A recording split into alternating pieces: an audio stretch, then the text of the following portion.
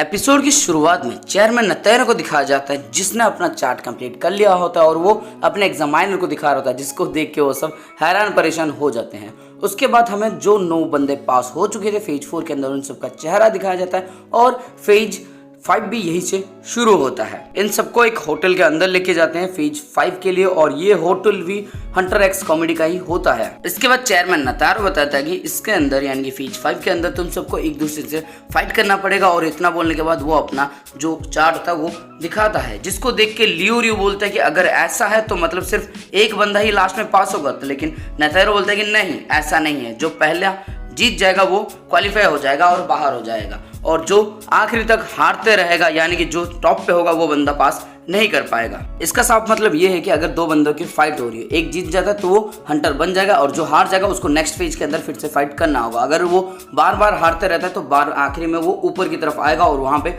वो इकलौता बंदा होगा जो फेल हो जाएगा, जो हंटर नहीं बन पाएगा। यानी कि इसमें से 8 बंदे हंटर बन जाएंगे, एक बंदा हंटर नहीं बन सकता है। उसके बाद वो अपना पूरा चार्ट रिवील करता है जिससे हमें पता चलता है कि हिसोका और कुरापिका के बीच में फाइट होने वाली है, गोन और हांजो के बीच में फाइट होने वाली है और किलुआ को मतलब इतना पीछे रखा है इन्होंने, मुझे कुछ समझ में नहीं आया। और तभी पोको पूछता है कि ये चार्ट कैसा चार्ट बनाया है, इसमें तो मतलब हम सबको 3 मिल रहे हैं, सही है, लेकिन नंबर 405 और नंबर 400 मतलब वो जो हांजो है ना, इन दोनों को तो 5-5 मौके मिल रहे, तो ऐसा क्यों है। और तभी बोदोरो बोलता है कि तुम्हें एक बैलेंस चार्ट बनाना चाहिए था। तब जाके अपना जो नतैरा होता है वो बताता है कि मैंने चांस वैसे ही दिया है जैसे सबको देना चाहिए, जिसका परफॉर्मेंस जितना अच्छा है उसको उतने ज़्यादा चांस मिलते हैं पास होने का। लेकिन किलुआ बोलता है कि मैं इससे सहमत नहीं है, क्या आप मुझे बता सकते हैं कि किस तरह से आपने मार्किंग की है, किस तरह से आपने हमको मार्क दिया है। और ये बोलता है कि बिल्कुल भी नहीं। नतैरा बोलता है कि ये सब एक क्लासिफाइड इन्फॉर्मेशन, इसलिए मैं तुम्हें ये सब नहीं बता सकता, लेकिन मैं तुम्हें बेसिक्स बता सकता हूँ कि किस तरह से हमने तुम सबको जज किया। तब वो बताता है कि हमने 3 के ऊपर जज किया तुम सबको, 3 क्राइटेरिया के ऊपर। पहला होता है फिजिकल स्ट्रेंथ, दूसरा होता है मेंटल स्ट्रेंथ और तीसरा होता है ओवरऑल इंप्रेशन। उसके बाद वो बताता है फिजिकल स्ट्रेंथ के लिए हम तुम्हारी एजिलिटी, फ्लेक्सिबिलिटी और एंड्योरेंस को चेक करते हैं और वहीं पे तुम्हारे मेंटल हेल्थ को ठीक से समझने के लिए तुम कितना ज्यादा रिजाइल हो यानी कि तुम्हारे अंदर रिजिलेंस कितना है वो चेक करते हैं। साथ में हम चेक करते हैं कि तुम कैसे जज करते हो किसी सिचुएशन को, अडेप्ट कैसे करते हो एक सिचुएशन को, और साथ में कोई क्रिएटिविटी दिखाते हो या फिर कोई क्रिएटिविटी नहीं दिखाते, वही पुराने तरीके से लड़ते हो, ये सब हम चेक करते हैं। उसके बाद नतैरो बोलता है कि लेकिन जो ओवरऑल इंप्रेशन का फैक्टर है वो बहुत ज़्यादा अलग है, उसको हम बहुत अलग तरीके से कंसीडर करते हैं। इस तरह से कंसीडर करते हैं कि तुम्हारा पोटेंशियल कितना ज़्यादा होगा एक हंटर के तौर पे। इसके बाद किलुआ अपने दिमाग के अंदर सोचता है क्या मैं गोन से कम पोटेंशियल हूँ, क्या गोन मुझसे बेहतर है, इतना वो अपने दिमाग के अंदर सोचता है। और नतैरो बोलता है कि रूल्स बहुत ज़्यादा सिंपल है, तुम्हें बस फाइट करनी है 1v1, कोई चीटिंग नहीं कर सकते, अपने वेपन्स को यूज कर सकते हो, लेकिन अगर तुम अपने ओपोनेंट को मार देते हो तो फिर तुम डिस्क्वालीफाई कर जाओगे और तुम्हें अपने ओपोनेंट से बुलाना होगा कि वो हार मानता है। यानी कि तुम्हारा ओपोनेंट जब तक हार नहीं मानता तब तक मैच चलता रहेगा, किसी एक को तो खुद हार मानना होगा। उसके बाद पहला मैच शुरू होता है जो कि हांजो और गोन के बीच में होता है।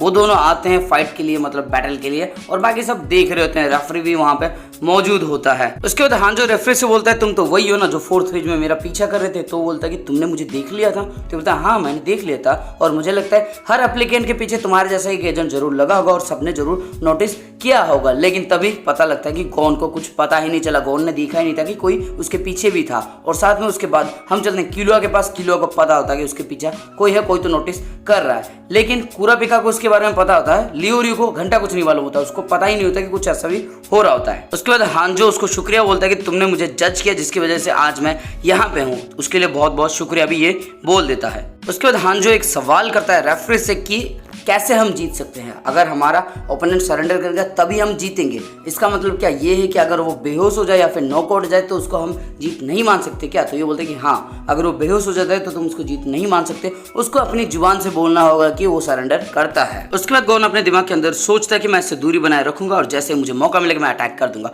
उसके बाद मैच शुरू होता है, ये दूरी बनाने के लिए बहुत तेजी से आगे दौड़ता है, लेकिन अचानक से हांजो इसके पास चला आता है जिसको देखिए खुद हैरान हो जाते हैं कि इतनी तेजी से हांजो कैसे आ सकता है। और हांजो उससे बड़े आराम से बोलता है तुम्हें लगता है तुम बहुत तेज हो, लेकिन तुम हो नहीं। उसके बाद वो पीठ के ऊपर एक चॉप मारता है और जिसकी वजह से गॉन नीचे गिर जाता है और ये चॉप इतनी जोरों से उसको लगती है कि उसका उठ खड़ा होना फिर से मुश्किल हो रहा था। यानी कि हांजो जितना ताकतवर दिखता है उससे कहीं गुना ज्यादा ताकतवर है। गॉन को अगर इतनी आसानी से वो पीट सकता है तो वो बहुत ज्यादा तेज भी है। तभी किलियो को दिखाया जाता है जो बोलता है कि मैं तो इसको आसानी से डॉज कर सकता था, गॉन फोकस करो अपना। उसके बाद हमें गॉन का विजन दिखाया जाता है जो बहुत ज्यादा ब्लरी हो चुका है, उसके तो अभी कुछ साफ दिखाई भी नहीं दे रहा। उसके बाद हांजो इसको पीठ से खींच के इसका मतलब जो हड्डियां होता है उसको तोड़ने की कोशिश करता है। इसको डराता है कि तुम अभी सरेंडर कर लो वरना मैं तुम्हारी हड्डियां तोड़ दूंगा, तुम्हें बहुत ज्यादा टॉर्चर करूंगा। लेकिन गॉन भी मानने वालों में से होता नहीं है। वो बोलता है कुछ भी हो जाए मैं हार नहीं मान सकता, मैं हार नहीं मानता हूँ, जिसकी वजह से इसको और ज्यादा पीटा जाता है, इसको और ज्यादा टॉर्चर किया जाता है। और हांजो इसके सर के ऊपर बहुत जोरों का थप्पड़ लगाता है जिसके बाद इसको लगभग कुछ भी नहीं दिखता, उसको सिर्फ मतलब बहुत ज्यादा धुंधला धुंधला दिखने लगता है। उसके बाद हांजो गॉन से बोलता है कि इतना जिद्दी बनने की तुम्हें कोई जरूरत है नहीं, तुम चुपचाप सरेंडर कर लो जिसकी वजह से मैं तुम्हें पीटना बंद कर दूंगा। लेकिन गॉन बोलता है कि ये तो कभी नहीं होने वाला, जिसकी वजह से हांजो इसको और भी बुरी तरह से पीटता है। कभी पीठ के ऊपर मुक्का मारता है तो कभी पीठ के ऊपर चॉप मारता है, लेकिन बहुत ज़्यादा टॉर्चर करता है। लेकिन उसके बावजूद भी गॉन जरा से भी मानने को राजी नहीं है, वो जरा से भी सरेंडर करने को अभी उसका दिल नहीं कर रहा।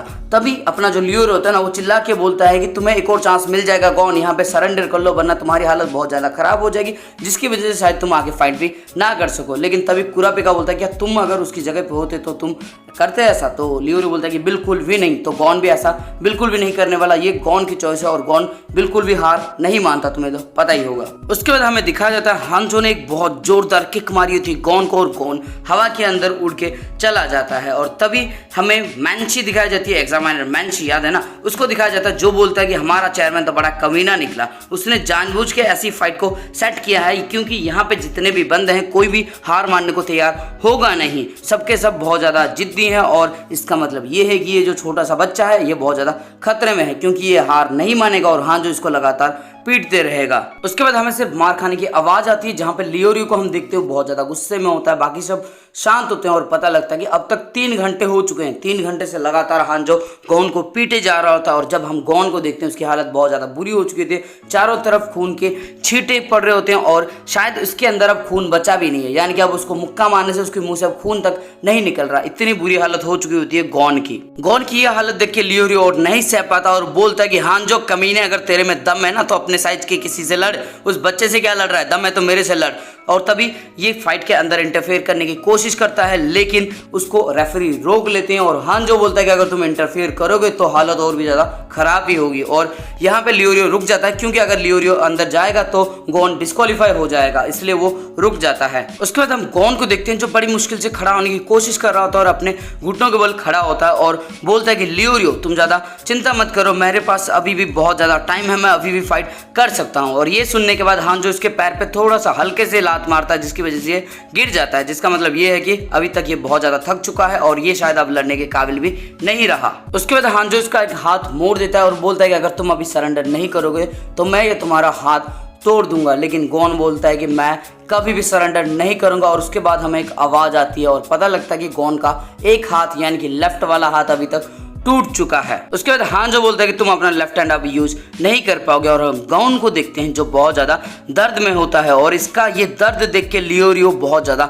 गुस्से में आ जाता है, उसको बहुत ज्यादा गुस्सा आ जाता है और वो बोलता है कि कुरापिका प्लीज मुझे मत रोकना, मैं अपने आप को और नहीं संभाल सकता, भले ही गॉन डिस्क्वालीफाई क्यों ना आ जाए लेकिन मैं अपने आप को नहीं संभाल सकता, मैं जाके इसको पीट दूंगा। और तभी हम कुरापिका को देखते हैं तो वो बोलता है कि तुम्हें लगता है मैं रुकूंगा, मैं खुद उसको पीट दूंगा। और उसकी आंखें लाल हो जाती है यानी कि ये अपने मतलब फुल पोटेंशियल में अभी आ चुका होता है। इसके बाद हांजो इसके सामने एक हाथ के बल खड़े हो जाता है और बताता है कि वो एक शिनोबी ग्रुप से आता है। शिनोबी का एक्चुअल मतलब होता है निंजास, यानी कि ये बताता है कि एक निंजा है, जब से ये पैदा हुआ है तब से इसको बहुत ज्यादा ट्रेनिंग दी गई है, बहुत ज्यादा हार्ड ट्रेनिंग दी गई है जिसकी वजह से इसकी बॉडी बहुत ज्यादा स्ट्रांग बन चुकी है, इससे बहुत ज्यादा रफ्तार भी इसने गेन कर ली है, मतलब इतनी स्पीड कि इसको देखना भी मुश्किल होता है, ये एक साथ बहुत से लड़ सकता है ऐसे बताता है। और साथ में एक एक करके उंगलियां हटा के सिर्फ आखिर में एक उंगली के बल से खड़े हो जाता है। और ये सब सुनने के बाद गॉन इसके नाक के ऊपर एक मुक्का दे मारता है, सॉरी मुक्का नहीं मारता, लात दे मारता है क्योंकि उसका दिमाग खराब हो चुका होता है। वो चिल्ला के बोलता है कि तुम्हारे इस एक्सप्लेनेशन से मेरा दिमाग खराब हो गया है। और जिसको सुन के बाकी सब ना थोड़ा सा मतलब हैरान हो जाते हैं कि मतलब इतने सब के बावजूद भी ये बंदा कॉमेडी कर रहा है। उसके बाद लियोरियो चीयर अप करता है गॉन के लिए और तभी गॉन बोलता है कि तुम 18 साल के हो, यानी तुम सिर्फ मेरे से 6 साल बड़े हो, और ये जो बैटल है यहाँ पे स्ट्रॉन्ग कौन है इसका बैटल नहीं है, ये बैटल ये है कि कौन जल्दी हार मानता है, और मैं कभी हार नहीं मानने वाला।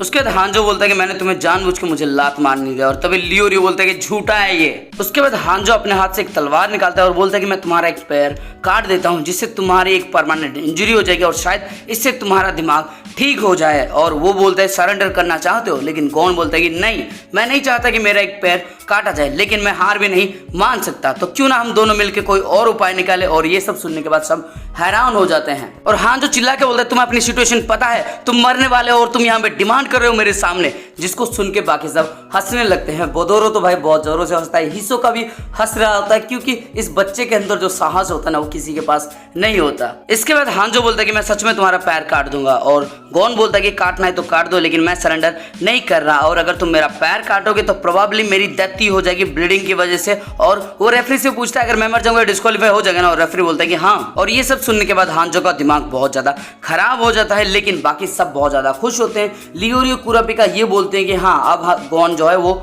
ठीक हो रहा है, लेकिन क्यूलियो जो होता है ना वो सोचता है कि हालत वैसी ही है, अभी भी गॉन का एक हाथ टूटा हुआ है, अभी भी गॉन लड़ने के लायक है नहीं, उसके बावजूद उसने सिचुएशन को बहुत ज्यादा कंट्रोल में कर लिया है, यही तो काबिलियत है गॉन के अंदर। और उसके बाद किलो बोलता है ये जो ब्रूटल एनवायरनमेंट था ये तो अचानक से बहुत ज्यादा लाइट हो चुका है, क्या यही काबिलियत है गॉन के पास। उसके बाद हांजो अपना तलवार निकालता है, गॉन के माथे के ऊपर रखता है, गॉन के माथे से थोड़ा सा खून भी टपक रहा होता है, और वो बोलता है कि अगर मैं यहाँ पे फेल भी हो जाता हूँ तो मैं अगले साल एग्जाम दे सकता हूँ, लेकिन अगर मैं तुम्हें मार दूं तो तुम कभी भी एग्जाम नहीं दे पाओगे। गॉन थोड़ा सा चुप रहता है और हांजो फिर से बोलता है क्या तुम्हारा प्राइड तुम्हारी जान से भी बढ़कर है, लेकिन गॉन कुछ भी नहीं बोलता। और उसके बाद अचानक से वो बोलता है कि मुझे मेरे डैड को ढूंढना है, मेरे डैड एक हंटर हुआ करते थे, लेकिन वो किस तरह के हंटर है मुझे नहीं पता, वो कहाँ पे है मुझे नहीं पता, मुझे उसे ढूंढना है, इसके लिए मुझे हंटर बनना बहुत ज़्यादा जरूरी है, और मैं किसी भी तरह से हंटर बनना चाहता हूँ, भले ही मेरी जान क्यों नहीं चले जाए, लेकिन मैं यहाँ पे सरेंडर नहीं करने वाला। उसके बाद हांजो बोलता है कि मैं तुम्हें मार नहीं सकता, क्योंकि मारूंगा तो डिस्क्वालीफाई हो जाऊंगा और तुम्हें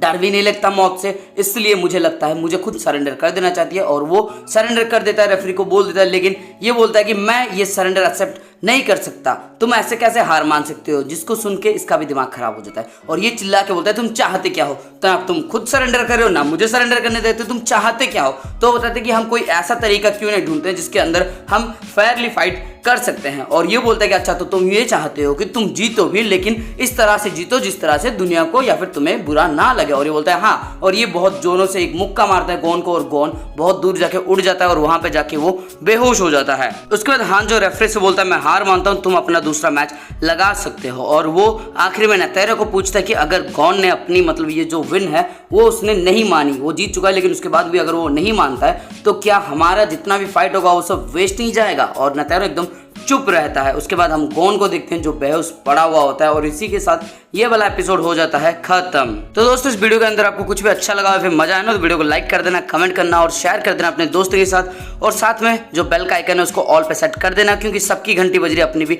बज जानी चाहिए। तो जरा जोरों से घंटी को बजा देना, एकदम टन करके आवाज आ जानी चाहिए।